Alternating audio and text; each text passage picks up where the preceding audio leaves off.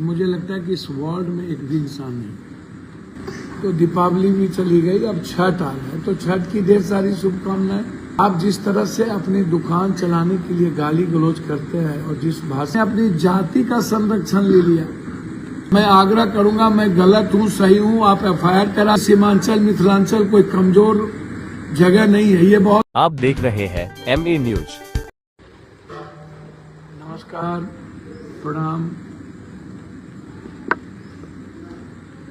गोवर्धन पूजा है, आप सबको बधाई। जीव रक्षा, किसी भी तरह की जीव रक्षा, ये मानव धर्म का कर्तव्य है। तो सर्वश्रेष्ठ मानव है और हम मानव के लिए ही खतरा बन चुके हैं, तो जिसकी हम रक्षा करें। तो दीपावली भी चली गई, अब छठ आ रहा है, तो छठ की ढेर सारी शुभकामनाएं। कई बार मिलेंगे। मैं यह भी मानता हूं कि आप हमसे बड़े, कोई भी मंत्री, कोई भी MLA, कोई भी MP या कोई भी विधायक जी किसी भी संदर्भ में अपनी बात रखते हैं तो उनको यह जरूरी नहीं है कि हम किसी को गाली गलौज दे करके ही कोई बात रखें। जैसे हमारे ही सीमांचल कोसी के कुछ मंत्री, कुछ विधायक, मधेपुरा के, सुपौल के, अन्य जगहों के विधायक, मैं उनसे आग्रह करूंगा कि आपका प्रॉब्लम क्या है।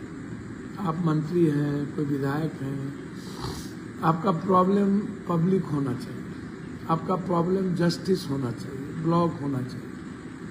मंत्री जी, मैं आपकी इज्जत करता हूं और आप जिस तरह से अपनी दुकान चलाने के लिए गाली गलौज करते हैं और जिस भाषा का प्रयोग करते हैं, मैं नहीं कहना चाहूंगा, मैं आप लोगों को खूब जानता हूं। देखिए मंत्री जी, विधायक जी, आप किसी पार्टी, किसी पौवा, किसी जाति के आधार पर, हिंदू मुसलमान और बैकवर्ड फॉरवर्ड के आधार पर आप MLA, MP, मंत्री, संतरी, मुख्यमंत्री, प्रधानमंत्री बनिए। आप खूब बनिए, आप पूरा देश में नफरत पैदा कीजिए, आप किसी जाति को छोटा बनाइए, किसी जाति को गाली दीजिए, किसी को मारिए, काटिए, मुझे कोई आपत्ति नहीं। वो आप जाने, कानून जाने, संविधान क्या कहता है ये मेरे लिए महत्वपूर्ण है। लोकतंत्र को बचाना मेरे लिए महत्वपूर्ण है। मैं आपसे पहले भी कहा था कि मुझको आप ये बताइए, मुझको आप ये कहिए जो मैं आपसे जानना चाहता हूं कि मेरी कोई भी भावना को ठेस मैं आपको तो नहीं पहुंचाता, व्यक्तिगत जीवन में कुछ भी आपको नहीं पहुंचाता, ना मैं आपकी आलोचना करता हूं, ना मुझे कोई आपसे मतलब है। आप क्या करते हैं, नहीं करते हैं, यदि मुझे कोई अच्छा नहीं लगेगा तो मैं लिख दूंगा, व्यक्तिगत आपकी आलोचना नहीं करूंगा। लेकिन सरकार में जब जिम्मेदार जगहों पर है, तो जब मेरे नॉलेज में कुछ आएगा तो मैं अपनी बात सरकार तक पहुंचा दूंगा, बस इतना ही है। उसमें व्यक्तिगत कोई बात होती नहीं है। जो सांसद जी उत्तर प्रदेश में रह करके जिस तरीके की बात लगातार बोले, मैं कल भी बोला हूं कि सांसद जी आप क्या करते थे, क्या नहीं करते थे, आपको इतना अकूट पैसा कहां से आया, कोई आपकी जमींदारी थी कि आपने देश विदेश से कमाया, आपका क्या किसके साथ रिश्ता था। आप आज भी वो पसंद करते हैं कि मैं बाहुबली हूं, ताकतवर हूं। मैं ये सब पसंद नहीं करता। तो आप में मेरे विचारों में फर्क है। आप कौन से अपराधी आपको अच्छा लगता है, कौन सा गैंग अच्छा लगता है, वो आप जानिए। लेकिन मैं कल भी कहा कि आप को अच्छा काम करने के लिए आप सांसद हैं, आप ओलंपिक, आप कुश्ती संघ के अध्यक्ष बने, आप इतने दिन रहे, आपको वर्ल्ड लेवल पर भारत के कुश्ती संघ को ले जाना चाहिए था। आपके नाम से कितना शारीरिक शोषण जुड़ गया, कितना महिलाएं पुरुष का शारीरिक शोषण लोगों ने, मैं आप ये नहीं कहता हूं कि आप मेरे भाई हैं, आपने शोषण किया। हम भी पहलवान के उस धरना में गए थे जब रो रो कर चिल्ला रहा था कि आपको हटाएं, आप गलत आदमी हैं। हम नहीं कह रहे थे, दुनिया कह रही थी और एक समाज के लोग कह रहे थे। तब तो आपने अपनी जाति का संरक्षण ले लिया। 2 मिनट में आप जाति के कृपा लेने की बात कर लिए। लेकिन जब करनी सेना को मार के अध्यक्ष को मारा गया, मेरा सवाल यही है, वहां जुबान क्यों नहीं खुली? वहां आपकी हैसियत और औकात कहां चली गई? वहां इतना कायर और कमजोर क्यों हो गए? वहां आपने इस हत्या करवाने वाला, गछने वाले का आपने विरोध या आप क्यों नहीं कहा कि मैं लड़ूंगा, मैं क्षत्रिय समाज का नेता हूं या मैं क्षत्रिय समाज का बाहुबली हूं? मैं आपसे आज कह रहा हूं कि मैं क्षत्रिय भी हूं, मैं ब्रह्म भी हूं, मैं नमो बुद्धाय भी हूं, मैं भीम भी हूं, मैं मीम भी हूं, मैं कानू भी हूं, तिलका माझी भी हूं। जब कभी ऐसी कोई भी विचार या कोई भी ताकत जो हमारे देश के संस्कृति को, आम कोई भी एक गरीब आदमी इस दुनिया में जिसको कोई चैलेंज करेगा, आम या खास, मैं अपनी जिम्मेदारी सरकार तक पहुंचाऊंगा। ये मेरा कर्तव्य है, दायित्व है। सरकार जाने उनको क्या कानून बनानी है, क्या संविधान बनाना है, क्या संविधान की रक्षा करना है, किसको प्रोटेक्ट करना है, ये सरकार जाने। लेकिन कोई एक आदमी भी इस धरती पर, चाहे वो खास हो या आम, लगातार आपके दुनिया के मैसेज आ रहे हैं कि अमुक आदमी से हट जाओ, तो अमुक आदमी इसकी बात ना करो। तो मैं आपसे इतना कहना चाहूँगा कि मैं बिल्कुल क्लियर हूँ। मुझे बहुत सारे काम हैं, बहुत सारे काम करने भी हैं। मैं ऐसे विवादों से दूर रहना चाहता हूँ। मैंने ट्वीट एक की जब कोई संदर्भ था, और अब 13 तारीख के बाद इसको आप लोग राजनीतिकरण और संदर्भ बनाते जाइए। अरोरा को जब धमकी मिली मारने का, तो वो कौन सा हिंदू मुसलमान था? वो सनातन नहीं थे। फिर इसी तरह से अन्य जगहों पर भी मारा गया, और आगे भी इस तरह की बातें लगातार चल रही है।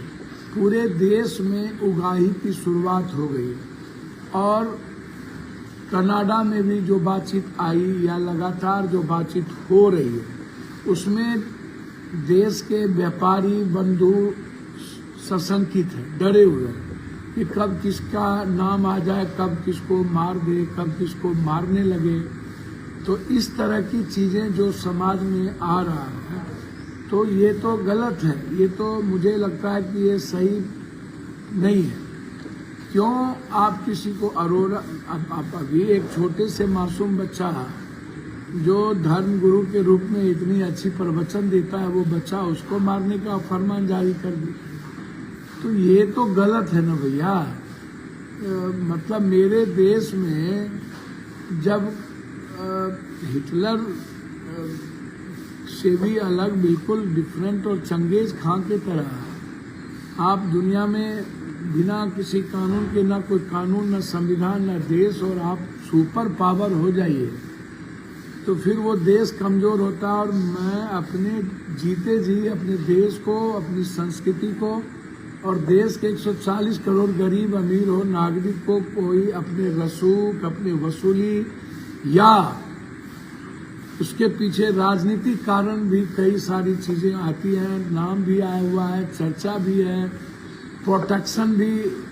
देखिए एक बात समझिए, कोई भी आका, कोई भी दादा बगैर सरकार के प्रोटेक्शन के बड़ा नहीं हो सकता। मैं बार बार कहता हूँ, भिंडरवाला को लीजिए या दुनिया में जिसको लीजिए, जब किसी का संरक्षण प्राप्त होता है और सरकार जब अपनी पॉलिसी या नीति के तहत रॉ हो या कोई भी जब अपने तरीके से चीज़ों को देखता है तो वह नए गेम या नई चीज़ों को ईजाद करता है।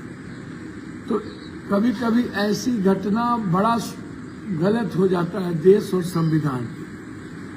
तो मैं समझता हूं कि जो लोग बड़ी बड़ी बात मलेशिया में तो कनाडा से बैठकर मार देंगे पप्पू, तो ठीक है, देखिए मरने मारना मेरे हाथ में नहीं है, किसी को मार सकता है, कोई मर सकता है, लेकिन सवाल उठता ये है कि सरकार हमारी क्या कर रही है। लगातार चीज़ों पर चीज़ों आ रही है तो सरकार क्यों मौन, सरकार क्या चाहती है, सरकार किसको भगत सिंह, चंद्रशेखर आजाद या गोडसे बनाना चाहती है और उसके पीछे सरकार की मंशा क्या है, सरकार की भूमिका क्या है और सरकार ऐसे लोगों को संरक्षण क्यों दे।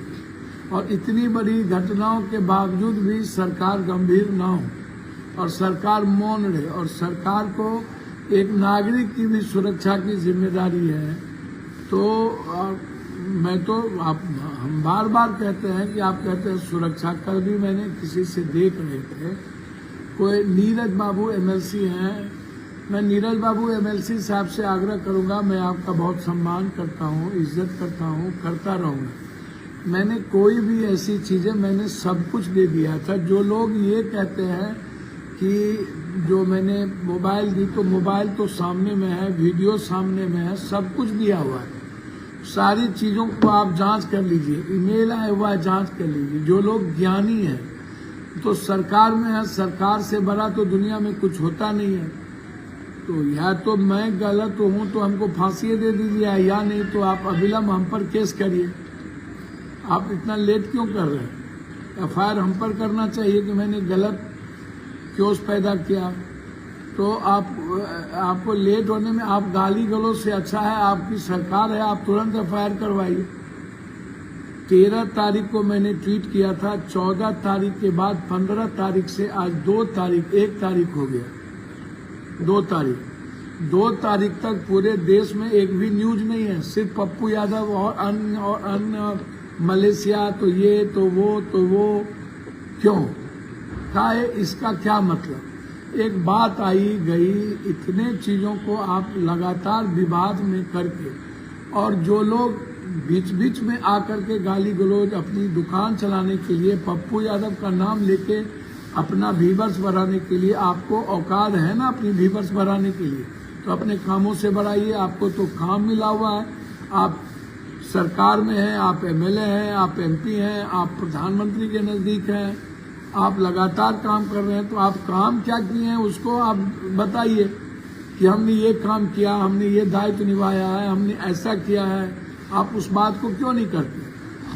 काम करने में आपको क्या लगता है, क्यों नहीं काम करने का दायित्व आप क्यों नहीं निभाते? मुझे लगता है कि आपको उस दायित्व को निभाना चाहिए और किसी को गाली गलौज देने से बेहतर है कि आप अपने कामों के बारे में जनता को बताइए कि आप क्या कर रहे हैं। आप ब्लॉक में आधार कार्ड में पैसा बदलवाने में जो पैसा लगता है उसको रुकवा दिए है। आपको औकात है तो आप आरटीपीएस में पैसा लेने से रुकवा दीजिए, सर्वे में रुकवा दीजिए, जमाबंदी में रुकवा दीजिए। सो तो आप मंत्री, विधायक, एमपी, एमएलए को ये औकात तो होती नहीं है, तब भी इतना अहंकार किस बात का है?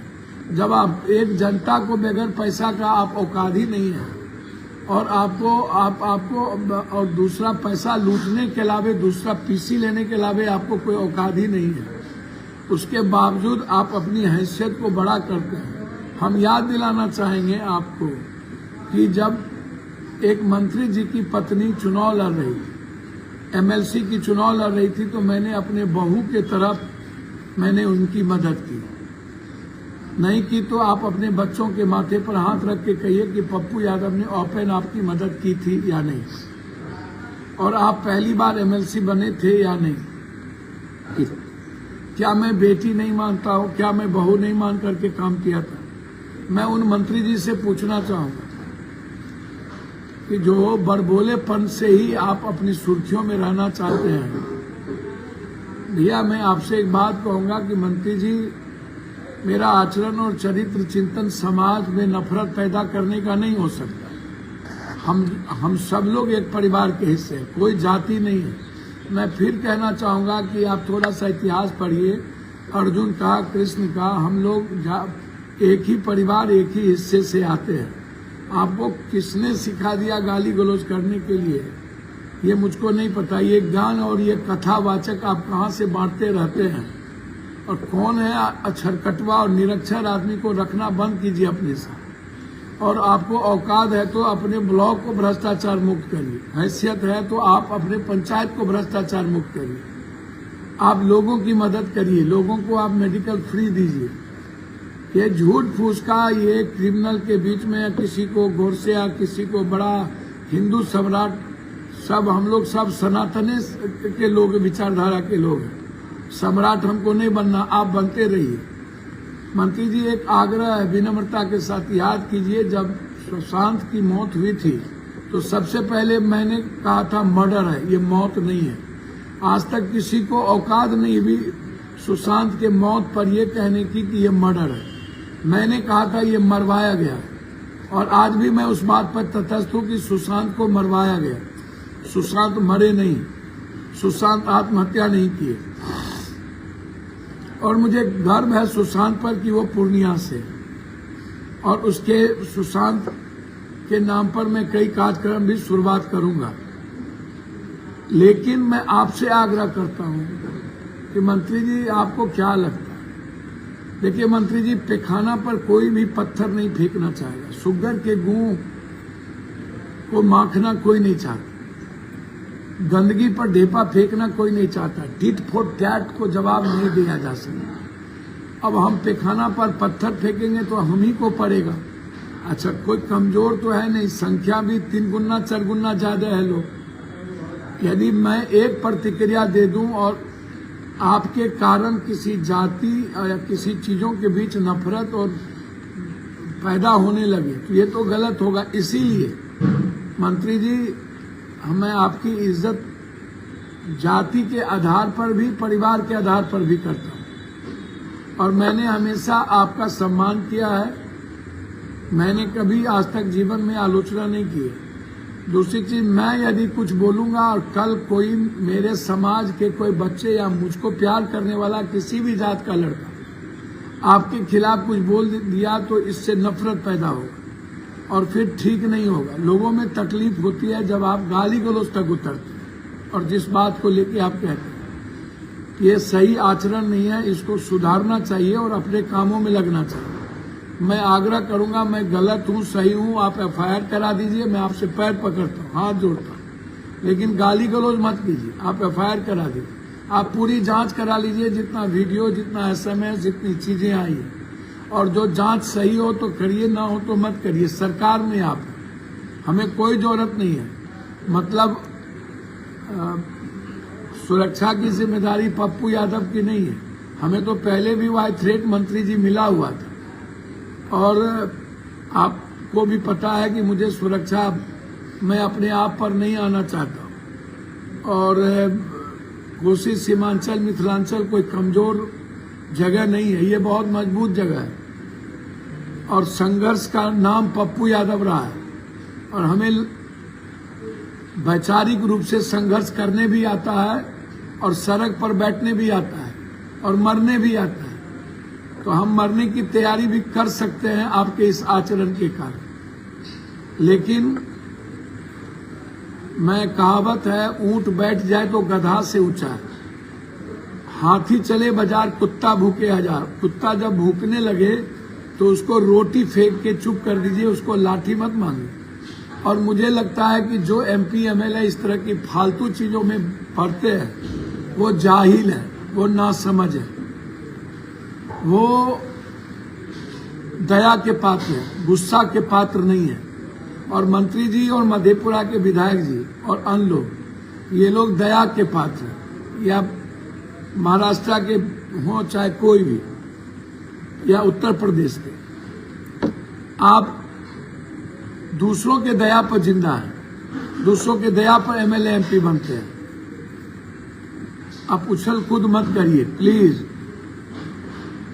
और जो विधायक मधेपुरा के हैं, आप याद कीजिए, आपको 38 लाख रुपया और 42 लाख रुपया 2 बार चुनाव में लड़ने के लिए आपकी मदद की गई थी। आप क्या लिखते थे पत्र में वो याद रखिए। आपको क्या बकना, आप क्या हर चीज लड़ाई में, आपसे मेरी कोई बातचीत तो कभी होती नहीं है। आपके जो आका हैं आप वहां रहिए ना, मुझे क्या आपत्ति है, मैं मेरा भी आका हो सकते हैं वो, मैं भी उनका सम्मान करता हूँ। लेकिन आप बीच बीच में जिस तरीके की बकवास करते हैं, ये क्या फायदा। आपको तो 2-2 बार चुनाव लड़ाए हम, और वो पर्चा भी है आपका जिसमें आप क्या लिखे हैं मेरे बारे में। आप सोचिए क्या बोलते हैं। इसीलिए मैं दोनों आदमी को सलाह दूंगा, या और भी लोगों को। अब नीरज बाबू, हम तो हमेशा आपकी तारीफ की है। अब मैं आपसे भीख मांगने तो गया नहीं, मैं दया का पात्र तो हूं नहीं कि हमको कुछ दे दीजिए, या मैं सरकार की कोई आलोचना तो कर नहीं रहा हूं। नीतीश कुमार जी मेरे सम्मानजनक हैं, मैं नीतीश कुमार पर कोई आरोप प्रत्यारोप तो लगा नहीं रहा हूं। कल मैंने आपका बयान सुना, मुझे अच्छा नहीं लगा। खुरपी के ब्याह में हसुआ बराती, हसुआ के ब्याह में खुरपी बराती वाला बात हमेशा आप करते रहते हैं, अच्छा नहीं लगता। सबको एक घाटी में मत घाटिए। एक घाट डनिया बकसता है, ऐसा तो बकसिए मंत्री जी, नीरज बाबू।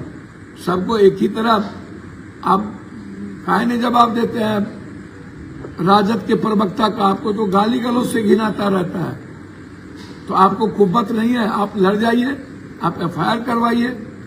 आप हमारे जैसा कमजोर आदमी पर काहे पड़ जाते हैं। हम बहुत कमजोर हैं, हमको डर है मरवा देगा। बम्बई हम ही जाते हैं, लड़ते दुनिया में हम ही हैं, वर्ल्ड से लड़ते हम ही हैं, कमजोर भी हम ही हैं। मलेशिया भी हम ही लड़ेंगे, आप चिंता मत करिए। और अपने बदौलत लड़ेंगे, सबसे लड़ेंगे, आप घबराइए नहीं। मैं इस दुनिया में कोई एक डेस्टिनी है, कौन है वर्ल्ड में, दुनिया की सृष्टि में, उसी का रेस्पेक्ट करता हूं। मौत डरता किसी से नहीं हो, न भगवान से, न धरती पर इंसान से। उनकी इज्जत करता हूं, इसीलिए डर है कि इंसान को मैं कष्ट न दूं। मैं डरता फरता नहीं हूं, मरना तो तय है। भगवान को कल मारना हो आज मार दे, जितने दिन आए हैं उतना दिन अच्छा करके जाएंगे। जो सच है उसको बोल के जाएंगे, सच्चाई के अलावा कोई रास्ता नहीं है मेरा। झूठ को मिटा के जाएंगे, और संविधान, लोकतंत्र और मेरे देश से बड़ा और आदमी से बड़ा कोई नहीं हो सकता। इसलिए मैं अपनी बात सरकार को जगाने के लिए कहता हूं। मेरा आग्रह है कि आपको बहुत लोग गाली गलौज करते हैं, उसका जवाब दीजिए। मैं आपकी इज्जत करता हूं, और आपको दीपावली और गोवर्धन पूजा की बधाई। मंत्री जी आपको भी, ब्रजभूषण भाई आपको भी, विधायक जी आपको भी, और उन लोगों के भी जो आलोचना करते रहते हैं हमेशा 24 घंटा। यार मैं नहीं, आप सरकार को कह दो मुझे सुरक्षा नहीं चाहिए, मैं बार बार तो कह रहा हूं। आप हटवा लो ना, आप पावरफुल आदमी हो और आप दुनिया बदलो। मैं तो बार बार कहता हूं कि आप दुनिया बदलिए, तो क्या प्रॉब्लम है दुनिया बदलने में। तो अच्छा नहीं लगता। मैं आपसे आग्रह करूंगा कि मैं फिर बार बार कह रहा हूं कि देश में बहुत काम है। कोसी सीमांचल में विकास को लेकर के है, फैक्ट्रियों को लेकर के है, बहुत सारे काम करने हैं। तिथि के तरह आकाश मत टेकिए। मैं किसी दिन भाई दिवे मेरी मुंह से भूल से भी कुछ निकल गई तो शायद वो बहुत भारी पड़ेगा। ये सही नहीं है। किसी भी चीजों की एक सीमा होती है। आप बराबर और लगातार आप कुछ न कुछ बके जा रहे हैं। हर 3 दिन 2 दिन पर सुर्खियों में रहने के लिए, अरे आपको अपने चट्टा क्यों नहीं, अपनी औकात क्यों नहीं है सुर्खी में रहने के लिए। आप अच्छा काम करिए। पप्पू यादव के सहारे क्यों अपनी जिंदगी जीना चाहते हैं। यदि आपके आंख में पानी और शर्म है, लाज है, बेहयापन है, तो मैं आपके रास्ते नहीं आता हूं। आपको मेरा विचार अच्छा ना लगे तो आप प्रेस कॉन्फ्रेंस करके कहिए कि उनका विचार अच्छा नहीं है, लेकिन निजी हमले उचित नहीं है और हम लोग एक दूसरे पर निजी हमले ना करें। और मेरी सुरक्षा की चिंता आप मत करिए, जनता करेगी, हमारे लोग करेंगे। और मैं काम कर रहा हूं, मैं जनता के बीच हूं। आपका यदि कहीं से उनके साथ संबंध है, इतला है, तो फोन कर दीजिए कि मैं जनता के बीच हूं। आए, मैं तो भर दिन गरीबों के बीच रहता हूं, आए और मारे। मैं तो बार बार कह रहा हूं, आप लोगों को इतनी चिंता क्यों हो रही है कि हम डर गए। हम तो कह रहे हैं कि हम डर गए। अब खुश रहिए ना, अपने मियां मिट्ठू बनिए। हम डर गए, प्लीज खुश रहिए। हमको डर लगता है, तो आपको पता चलेगा, आगे आगे देखते चलिए। हम अपने कर्मों से दुनिया को लोग झुकाते हैं, वर्ल्ड को चैलेंज करते हैं। सदन में आपको पता चलेगा नवंबर में हम डर गए कि क्या क्या होता है। सुनते जाइए। कल से मैं झारखंड में हूं और मेरा संकल्प है झारखंड और महाराष्ट्र में सरकार बनाने का। कल 3 तारीख है, मैं जमशेदपुर में रहूंगा। अजय जी हमारे बहुत ही लाइकिंग रहे हैं, मैं उनके लिए जीता हूं। कांग्रेस की जिम्मेदारी दी गई है कांग्रेस की तरफ से, झारखंड में वहां जा रहा हूं। 2 दिन महाराष्ट्र भी रहूंगा। आपको जहां आना हो आ जाइए, खुला हूं मैं। जहां आना हो आके चैलेंज करिए, मारिए। फिर मैं अंत में कह रहा हूं, मुझे किसी के निजी लोगों से मतलब नहीं, निजी जिंदगी से मतलब नहीं। अपराध और अपराधी को मिटाने की जिम्मेदारी सरकार की है और सरकार को जगाने की जिम्मेदारी जनता ने पप्पू यादव की दी। वो मैं बोलूंगा। लोकतंत्र बचाने और इंसानियत बचाने के लिए मैं मरने की तैयारी कर चुका हूं। मैं जाऊंगा तो इंसानियत को बचा के ही जाऊंगा। बस आप गाली गलौज ना करें, मेरा आग्रह है, अन्यथा मेरे लिए बहुत परेशानी का कारण बनेगा। मैं लगातार परेशान हूं और मैं बोलना नहीं चाहता, और आप जैसे पैखाना और शुगर के गूं से मुंह नहीं लगना चाहता। बस मैं इससे ज्यादा नहीं कहूंगा। बहुत बहुत धन्यवाद, नमस्कार।